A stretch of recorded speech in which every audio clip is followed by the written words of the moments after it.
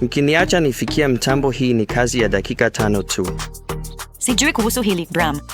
Napenda kusisitizia kutokubaliana na mpango huu. Inaonekana kama iko nje. Lakini ni rahisi sana. Tunatakiwa kuwa na njia za kusafirisha wakati Bo-hyung ni mgonjwa.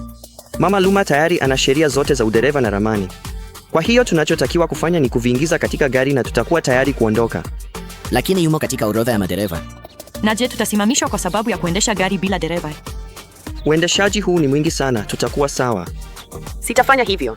Nachukia hili. Watoto wanangojea kuchukuliwa wapelekwe kanisani, nasi hatuna dereva. Tunaendesha kikosi cha barabarani sisi wenyewe. Kuendesha gari hili litakuwa swala gumu namna gani? Kwa kweli kikosi cha barabarani hakipo chini ya idara ya usafirishaji. Kwa sababu sisi ni wadogo, tunatakiwa tukae tu, tusifanye lolote. Sasa msianze kujionea huruma. Mnajua hilo sio kweli. Jeshi la Wokovu limekuwa likiwatengeneza watoto kuwa wahubiri toka mwanzo. Kweli kuna historia kubwa sana ya huduma ya watoto ndani ya Jeshi la Wokovu. Subiri.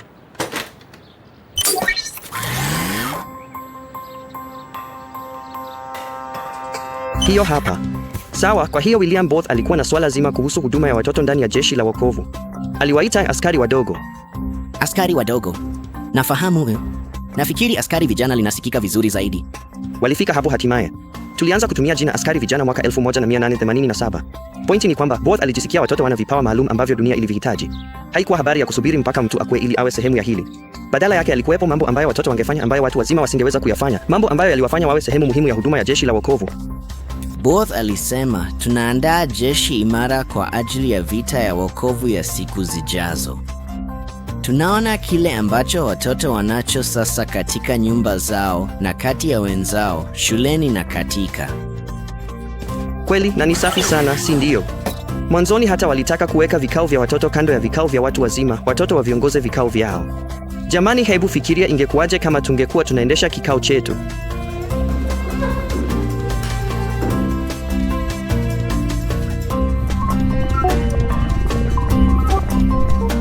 Kwa hiyo una shaka ya kuachwa katika huduma mahali hapa. Bika tuna historia ya Jeshi la Wokovu ikiwa inakuunga mkono ufanye mambo makuu. Lakini kwa muda huu bado tunahitaji dereva. Jamani, nina ufunguo wa gari. Ni kama Bo-hyung amekuja kibaruani akiwa mgonjwa. Tayari kuondoka. Tatizo limetatuliwa kupitia kwa ubunifu. Au kwa kumuita mtu anayefuata kwenye orodha ya madereva. Vyovyote. Hebu twende.